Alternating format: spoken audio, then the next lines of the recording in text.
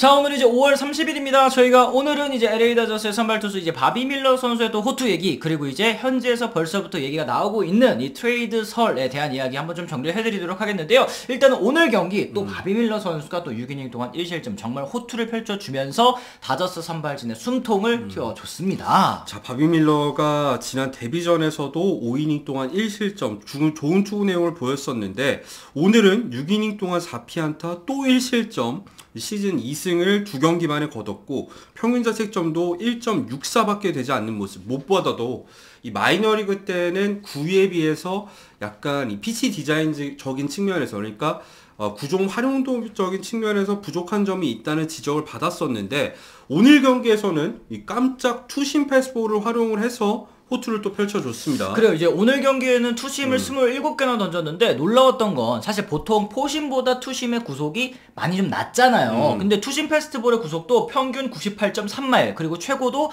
100마일을 넘는 포심에 정말 비견되는 구위와 구속을 보여줬다라는 거. 그렇죠. 포심 패스볼도 18개를 던졌는데 평균 99마일. 최고 100.4마일을 기록하는 이 압도적인 구위, 이 다저스 팬들이 정말 기뻐하지 않았을까 싶고요. 그 밖에도 체인지업, 슬라이더, 커브를 다양하게 섞어 던지면서 데뷔 처음으로 퀄리티 스타트까지 달성을 했습니다. 그래요. 저희가 다저스 선발진이 요즘에 참 위기다 말씀을 드렸었는데, 이게 실제로 진짜 14일이죠. 이 샌디에이고전 이후로 오늘 바비 밀러가 이 첫 번째로 퀄리티 스타트를 기록한 선발 투수라고 하니까 그 거의 뭐 보름 동안 퀄리티 스타트가 없었던 겁니다. 그렇죠. 밀러 선수의 호투로 다저스 선발진이 일단은 좀 숨통을 트게 됐다. 하지만 사실 다저스가 프리드먼 사장이 최근에 이런 얘기를 했습니다. 선발진 보강 필요하다 생각하고 있다. 일단은 내부 자원을 먼저 활용을 해보겠지만 외부 영입 가능성에 대해서도 배제하지 않은 모습을 좀 보여주기는 했습니다. 일단 우리아스가 이제 4피 홈런 충격적인 경기 이후에 햄스트링 부상을 이유로 이 부상자 명단에 등재가 되면서 사실 다저스의 선발진 이탈이 굉장히 심각한 상황입니다. 워커빌러 같은 경우에 뭐 토미 존 때문에 지금 재활을 하고 있는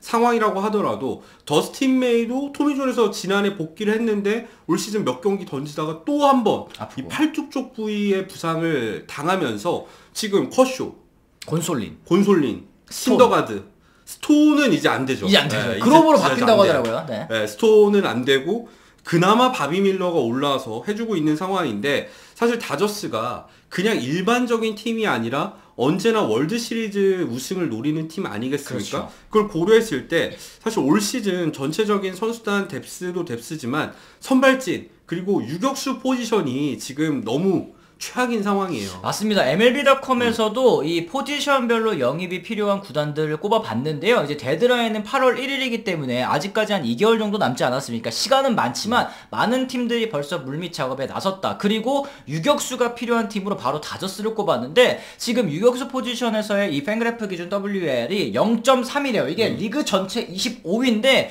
사실 다저스가 아까 말씀하신 것처럼 지금 우승을 노리는 팀, 야수에는 구멍이 사실상 좀 없어야 되는 부분 아니겠습니까? 그리고 다저스가 사실은 지난 거의 10년 가까운 세월 동안 주전 유격수가 코리 시거, 코리 시거 나갔을 때는 트레이 터너였거든요. 이런 선수들을 쓰다가 지금 사실 뭐 크리스 테일러라던가 뭐 로하스라던가 가끔 이제 배츠가 이 아르바이트를 뛰기도 하면서 메꿔주고는 있습니다만, 이렇게까지 유격수 자원이 부족한 시즌은 올해가 처음이 아닌가 싶어요. 그렇습니다. 지금 뭐 유격수 포지션에서 나오는 타율이 2할 6리, OPS도 0.627인데 이게 각각 리그 27위, 26위다 보니까 생산성이 유격수에서 정말 안 나오고 있다라는 얘기 또 MLB.com에서도 합니다. 럭스에게 유격수 기회를 줄 계획이었으나 이제 시즌 아웃이 됐고, 로하스와 테일러가 유격수로 나오면서 또 성적이 좋지 못했다. 리그 27위에 또 타격 성적을 기록을 했고, 수비도 특별하지 않았다라는 얘기를 했습니다. 배치를 유격수로 더 많이 기용할 계획이 없는 한 유격수 보강을 위해서 시장에 있을 것이라고 얘기를 했는데, 그렇다면 지금 이제 영입 후보로 꼽히고 있는 유격수 후보들 한번 얘기를 해봐야 될 것 같아요. 뭐 가장 유력한 선수로 지금 거론이 되고 있는 선수가 바로 화이트삭스 이 유격수죠. 그리고 WBC에서 미국 국가대표팀 유격수로 활약을 하기도 했었던 팀 앤더슨이 거론이 되고 있는 상황입니다. 그리고 이제 USA 투데이의 밥 나이팅게일 기자도 화이트삭스가 셀러로 전환하게 되면 다저스가 앤더슨을 쫓을 것으로 보인다라는 얘기를 했습니다. 그러니까 화이트삭스가 뭐 지난 시즌에도 전력에 비해서 아쉬운 성적을 기록했습니다만 올 시즌은 더 좋지 않아요. 현재까지 22승 그리고 34패에 그치고 있는 상황이기 때문에 선두랑도 지금 미네소타와 비교했을 때 7경기 차. 사실은 포스트 시즌이 올 시즌에도 어려울 것으로 보이는 상황입니다. 그러다 보니까 이제 두 차례 올스타에도 선정됐었던 이 앤더슨 선수가 물망에 오르고 있는데, 앤더슨 선수가 참 좋은 게 계약 조건도 내년에 1,400만 달러의 저렴한 클럽 옵션까지도 남아있는 그런 상황이거든요. 이게 사실 올 시즌은 부상 탓에 타율이 2할 6푼 8리, OPS 0.614. 올 시즌은 조금 부진하긴 합니다만 오히려 이게 저렴한 대가에 데려올 수 있는 적기다라고 이제 얘기를 하는 것 같아요. 앤더슨 같은 경우에 통산 타율이 2할 8푼 7리에 OPS도 0.752.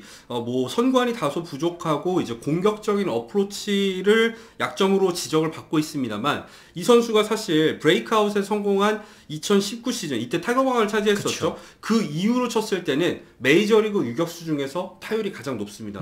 당연히 지금까지 이 3할이 넘는 타율을 기록을 하고 있고, 그 기간 동안에는, 그리고 공격적인 어프로치가 약점이긴 하지만 또 이 선수가 은근히 한 방이 있어요.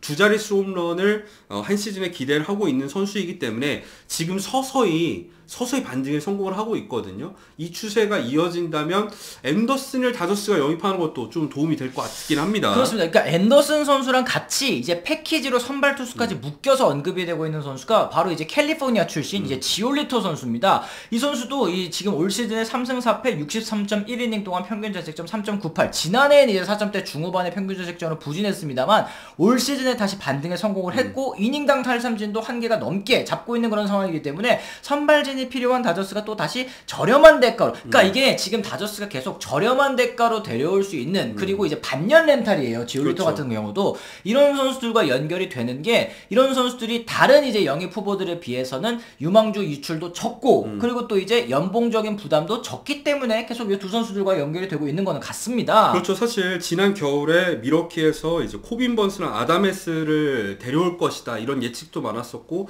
실제로 접촉을 했었다고 하는데, 다저스 입장에서는 기왕이면 선발이랑 유격수가 약점인데 둘 다 한 번에 데려올 수 있는 이런 카드를 한번 노려보지 않을까 싶기는 합니다. 그리고 지금 미러키 번스 아담에스 선수 얘기를 해주셨는데, 만약에 진짜 겨울에 다저스가 요 패키지, 그때는 가치가 진짜 어마어마했잖아요. 유격수가 30홈런 치는 유격수였고, 코빈 번스도 뭐 싸이 영상 받고 진짜 뭐 절정의 기량을 선보이고 있었던 순간인데, 올 시즌은 공교롭게도 이 두 선수들이 모두 또 부진하면서 요 선수들도 영입하기 조금 어려워 보이는 그런 상황이 좀 됐습니다. 그렇죠. 뭐 그 밖에도 이제 각각 선발 투수라던가 아니면 유격수 자원을 살펴봤을 때, 뭐 선발 같은 경우엔 딜런 시즈라던가 뭐 번스도 아까 말씀드렸듯이 있고, 뭐 이로드, 거기다 뭐 스트로먼 같은 경우에도 뭐 인성이라던가 이런 부분에서 이슈가 있기는 합니다만, 오늘 봤죠. 9이닝 동안 1피안타 완봉승을 템파베이 레이스한테 거두는 걸 봤을 때 이 선수가 사실은 FA 직전 시즌에 정말 더 무서워지는 선수 아니겠습니까? 강팀 상대로도 오늘 잘했다는 거. 이런 선수들을 이제 다저스가 노리고 있는 상황으로 보이는데,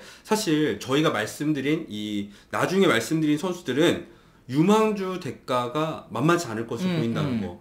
그랬을 때는 좀 더 이제 저렴한 쪽으로 선회를 하지 않을까 생각을 합니다. 그러니까 결국에는 이게 내년 시즌, 올 시즌 끝나고 나서 이제 오타니 선수 영입 가능성이 가장 높은 팀으로 꼽히는 게 이제 다저스다 보니까 유망주 유출도 최대한 아끼면서 그리고 이제 연봉에 대한 부담도 좀 덜면서, 그래야지만 이제 페이로에 좀 여유가 생기는 거 아니겠습니까? 맞아요. 그래서 계속 이제 화이트삭스랑 연결이 되고 있지 않나 생각이 좀 드는데, 이 버스터홀리 기자가 근데 이런 얘기를 했습니다. 화이트삭스의 구단주인 제리 라인스도프가 과연 리빌딩을 선언할지는 의문이다. 80대 중반의 고령인데 이 과연 리빌딩을, 시카고 화이트삭스가 리빌딩의 버튼을 누르게 된다면 앞으로 3, 4년은 이제 허비를 해야 되는 거기 때문에 과연 그거를 원할까? 이런 생각을 또 하긴 했습니다.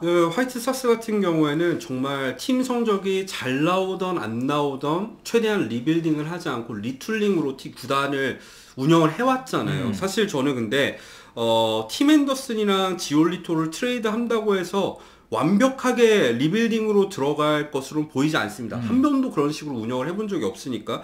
근데 역설적으로 생각했을 때 지올리토가 이 서비스 타임이 반년밖에 안 남았고, 앤더슨도 어차피 팀 옵션 1년밖에 지금 더 포함이 안 되어 있는 상황이기 때문에 화이트삭스 입장에서도 그렇게까지 엄청나게 부담스러운 선택은 아닐 것 같아요. 예를 들면 뭐 히메네즈라던가 이런 앞으로도 주축이 될 만한 선수라면은 팔지 않겠지만, 저는 이 버스터홀리도 확실히 이제 합당한 지적을 하긴 했습니다만 저는 그거보다는 트레이드 가능성이 좀 더 높지 않을까 예상을 하는 거죠. 그래요. 말씀하신 것처럼 이제 이 리툴링, 그러니까 이제 유망주, 아주 그냥 뭐 어린 유망주들을 받아오기보다는 지금 메이저리그 준비가 되어 있는, 그런데 좀 약간 어느 정도 살짝 긁어본 선수들 있잖아요. 그런 선수들을 다저스가 또 패키지로 해가지고 넘기면 충분히 이제 성사될 수 있는 가능성이 있어는 보인다. 제 개인적인 또 생각인데 여러분들께서는 또 어떻게 생각을 하시는지 궁금하기는 합니다. 확실히 지금 팀 평균 자책점이 4.50, 그동안 다저스라고 한다면 선발 마운드가 탄탄하고 불펜도 탄탄하고 여기에 이제 타선의 힘도 어느 정도 보태주는 이런 그림으로 갔었는데, 지금은 팀 이 투수진이 위기를 겪고 있는 그런 상황이다 보니까 확실히 지금은 좀 보강이 필요한 그런 순간이 된 것 같기는 합니다. 여러분들께서는 또 어떤 선수를 또 원하고 계시는지, 그리고 저희가 또 말씀드린 이 트레이드설 과연 현실 가능성이 어느 정도 될 것 같으신지 또 말씀을 또 댓글을 통해서 남겨주시면 또 좋을 것 같습니다. 자, 이렇게 해서 저희가 오늘 다저스 얘기 또 한번 좀 나눠봤고요. 저희는 내일 또 다른 이야기로 다시 돌아오겠다는 말씀 전해드리면서 오늘은 이만 물러가 보도록 하겠습니다. 지금까지 시청해주신 분들 모두 감사합니다. 고맙습니다.